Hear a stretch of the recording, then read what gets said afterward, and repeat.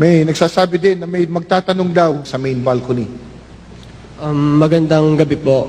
Magandang Ako po gabi rin po. si Alfred Montaliana, isa pong guro at kasalukuyang Katoliko po. Dalawa po ang aking katanungan. Una pong tanong bakit po sa iglesia ang ipinangangaral ay palipat-lipat po ang pagbabasa po ng berso sa Biblia? At pangalawa po ay bakit po hindi po tuloy-tuloy ang pagbabasa tulad po ng ipinangangaral po ng iba pong mga mangangaral? Salamat po. Salamat po sa inyo, Ginoong Alfred. Napakaganda ng tanong. Ano ho? Dapat maganda rin ang sagot. Wala nang gaganda pa sa sagot ng Biblia. Ang tanong niya, dalawa po. Bakit daw po sa pagbasa naming mga ministro ng Biblia, palipat-lipat daw ng verses, ng verso, talata, kalawa, ba't hindi daw po tuloy-tuloy? Ngayon, unahin po muna natin yung pagtuturo o pag-angaral ng salita ng Diyos. Kasi po, inaakala ng iba, ang Biblia, banal na kasulatan, parang karaniwang aklat lang na nabibili kung saan, pagkatapos po, pwede mong basahin, dire-diretso sa sarili mo, maunawaan mo. Ano po ba ang katangian at kaibahan ng Biblia, mga salita ng Diyos na nakasulat sa Biblia? Mabuti liwanagin po muna natin yan. Sa Roma 16:25 po. Ito po ang turo ng mga apostol. Pakinggan po ninyo. Babasahin ko po. Ito po. At ngayon sa Kanya, na makapangyarihan, na sa inyo'y makapagpapatibay ayon sa aking ebanghelyo at sa pangangaral ni Hesukristo ayon sa pahayag ng hiwaga na natago sa katahimikan ng panahong walang hanggan. Ang salita ng Diyos, yun din po ang ebanghelyo ng ating Panginoong Sukristo. Ang sabi po, nakatago, itinago na sa hiwaga pa. Kaya hindi po ito pangkaraniwang aklat na basahin mo lang sa sarili mo, maiintindihan mo na. Ano po sabi ng Biblia? Sabi ng mga apostol, ang salita ng Diyos o ebanghelyo, nakatago sa hiwaga, inilihim sa hiwaga. Paano mo maiintindihan? Paano mo mauunawa? Nakalihim pala sa hiwaga. Biblia rin po sasagot. Marcos 4:11. Tuloy po natin sa talatang 12. Ganito po ang turo ng ating Panginoong Sukristo. At sinabi niya sa kanila, sa inyo ay ipinagkaloob ang makaalam ng hiwaga ng kaharian ng Diyos. Datapot sa kanilang mga nangasalabas, ang lahat ng mga bagay ay ginagawa sa pamamagitan ng mga talinghaga upang kung magsitingin sila'y mga kakita at huwag mamalas at kung mga kinig sila'y mga karinig at huwag mga kaunawa, baka sakaling sila'y mangagbalik loob at patawarin sila. Nakalihim pala sa hiwaga ang salita ng Diyos na nakasulat sa Biblia. Paano po ito mauunawa ng tao? Ang sabi po, ipinagkaloob sa kanila ang makaalam ng hiwaga. Ipinagkakaloob po. Pero kanino po ipinagkakaloob? Kanino po ipinagkakatiwala yung pagkaalam ng salita ng Diyos na nakalihim sa hiwaga? Ikalawang Korinto po, 5:18. Ituloy po natin sa talatang 20. Ganito po ang pahayag ng mga apostol. Pakinggan ninyo. Datapot ang lahat ng mga bagay ay pawang sa Diyos, na pinakipagkasundo tayo sa Kanya rin sa pamamagitan ni Kristo at ibinigay sa amin ang ministeryo sa pagkakasundo, sa makatwid bagay na ang Diyos kay Kristo ay pinakipagkasundo ang sanlibutan sa Kanya rin, na hindi ibinibilang sa kanila ang kanilang mga kasalanan at ipinagkatiwala sa amin ang salita ng pagkakasundo. Kami nga'y mga sugo sa pangalan ni Kristo, na waring namamanhikan Diyos sa pamamagitan namin. Kayo'y pinamamanhikan namin sa pangalan ni Kristo, na kayo'y makipagkasundo sa Diyos. Kanino po ipinagkaloob o ipinagkatiwala ang makaalam ng salita ng Diyos na nakalihim sa hiwaga? Sa mga tunay na sugo ng Diyos. Ang nagsasalita dito si Apostol Pablo. Ano sabi niya? Ipinagkatiwala sa amin yung ministeryo at salita ng pagkakasundo. Alin po yung salita ng pagkakasundo? Yan din po ang aral ng Diyos. Bakit sinabing salita ng pagkakasundo? May dapat papagkasunduin. Sino? Ang tao at ang Diyos. Bakit? Nagkahiwalay bakit? Nang ang tao magkasala, nahiwalay sa Diyos. Ano kailangan? Ipakipagkasundo ang tao sa Diyos. Pero paano? May magtuturo ng salita ng pagkakasundo o salita ng Diyos na nakasulat sa Biblia. Sinong magtuturo? Ipinagkatiwala sa amin, sabi po, ang salita ng pagkakasundo. Sino? Kami nga'y mga sugo sa pangalan ni Kristo. Kaya hindi po lahat. Hindi kahit sino. Hindi kumuha ka ng Biblia. Pwede na. Ay, hindi ho. Yung iba na bilanggulang, nagbasa ng Biblia sa bilangguan, paglabas, nangangaral na. Hindi ganon. Nakalihim sa hiwaga yan. Paano malalaman? Kaloob. Kanino? Sa mga tunay na sugo ng Diyos. Kaya, pag hindi po tunay na sugo ng Diyos, may karapatan bang mangaral ng salita ng Diyos? Roma 10:15 po.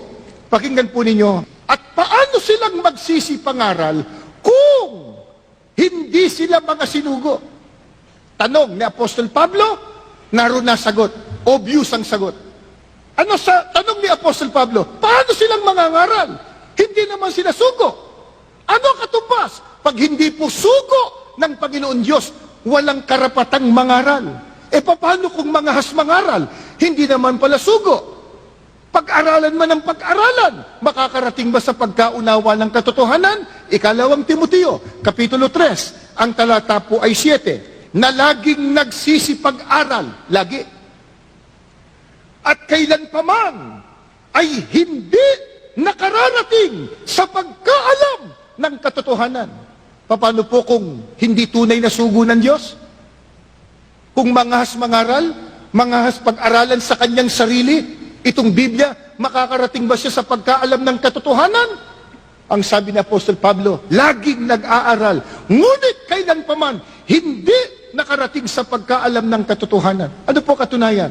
Mga kaibigan, mga kababayan at mga panauhin. Sa Biblia po, ang pangalan ng tunay na iglesia nakasulat po sa Biblia.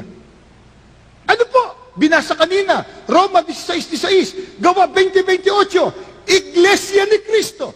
Pero bakit nung mangaral, Iglesia Katolika? Saan mo mababasa yun? Anong kapitulo? Anong bersikulo? Ang pangalan ng tunay na iglesia, Iglesia ni Cristo, nasa Biblia. Ba't nung mangaral, Protestante? Saan mo mababasa sa Biblia yung Protestante? Ba't nung mangaral, Baptista, Metodista, Episkopal, at kung ano-ano pa? Wala naman sa Biblia. Pero Biblia hawak. Biblia binasa. Nagsunog ng kilay. Baka hindi lang pati kilay ang nasunog. Pati bumbunan nasunog sa pag-aaral. Pero ba't nung magturo, iba? Sabi ni Kristo, kaloob ang makaalam niya. Kanino? Sa mga sugo. Ano sabi ng Apostol Pablo na isa sa mga sugo ng Diyos? Paano ka mangangaral kung hindi ka sugo? Kung mangahas, mag-aral man ng mag-aral, hindi makararating sa pagkaalam ng katotohanan. Ngayon, puntahan po natin, paano po kung magturo ang mga tunay na sugo ng Diyos? Ito po, sa unang Korinto, sa Kapitulo 2, ang talata po ay 13. Pakinggan po ninyo itong babasahin ko. Na ang mga bagay na ito ay atin namang sinasalita. Hindi sa mga salitang itinuturo ng karunungan ng tao. Hindi dito pinag-uusapan yung dunong mo pang sarili. Kung ano na pag-aralan mo, may doctoral degree ka ba? Masteral degree? Saan ka nagtapos? Hindi yun. Ano sabi? Uulitin ko po. Ng mga bagay na ito ay atin namang sinasalita, hindi sa mga salitang itinuturo ng karunungan ng tao, kundi sa itinuturo ng Espiritu na iniwawangis natin ang mga bagay na ayon sa Espiritu sa mga pananalitang ayon sa Espiritu. Paano po kung magturo at mangaral ng salita ng Diyos? Ang mga tunay na sugo ng Diyos, Hindi anyo sa karunungan ng tao, kundi sa pamamagitan ng turo ng Espiritu Santo. Paano yon? Iniwawangis ang mga bagay na ayon sa Espiritu sa pananalitang ayon sa Espiritu. Iwinawangis. Sapagkat ang salita po ng Diyos na nakasulat sa Biblia, wala pong kontradiksyon. Walang salungatan. Kumuha po tayo ng halimbawa. Dito po sa Genesis, yung Genesis po ay unang aklat ng Biblia. Babasahin ko po sa Genesis yung 3:1. Ito po. Ang ahas nga ay lalong tuso kaysa alinman sa mga hayop sa parang na nilikha ng Panginoong Diyos. At sinabi niya sa babae, tunay bang sinabi ng Diyos, huwag kayong kakain sa alinmang punong kahoy sa halamanan? May binabanggit po ditong ahas. Ito po yung ang dyablo na saan yung ahas? Tinukso yung mag-asawa, si Adan at si Eva. Ang banggit po, ahas. Gusto mong malaman, sino yung ahas? Pagka sinunod natin po, Ginoong Alfred, nagtanong, yung tanong po niyo na dapat tulad ng ibang tagapagturo, dire-diretso basa, sunod-sunod, tuloy-tuloy. Bakit sa amin, palipat-lipat po ng talata? Kung susundin po nating dire-diretso, ang tanong po natin, sino yung ahas? O, basahin natin sa 2, at sinabi ng babae sa ahas, wala po dun 3, datapot bunga na, wala po dun. Ahas, baka nasa 4, wala. 7, 6, wala. Buglatin natin na makapal, wala pa rin. 32, ahas, nasan yung ahas? Nandun pala sa huli. Pagka sinunod po natin dire-diretso, 1 linggo na tayo dito, hindi pa tayo tapos. Ang tanong natin, sino yung ahas? Alam po nyo kung nasaan yung sagot? Yung huling aklat sa Apokalipsis po. Apokalipsis, pakinggan po ninyo, sa 12, ang talata ay 9. Sino ba tong ahas na to? Eto ho. At inihagis ang malaking dragon, ang matandang ahas, ang tinatawag na Diablo at Satanas, ang dumadaya sa buong sanglibutan. Nandun po, sa huli. Bakit? Tandaan natin, iniwawangis ang mga pananalitang ayon sa Espiritu, batay din sa mga salitang ayon sa Espiritu.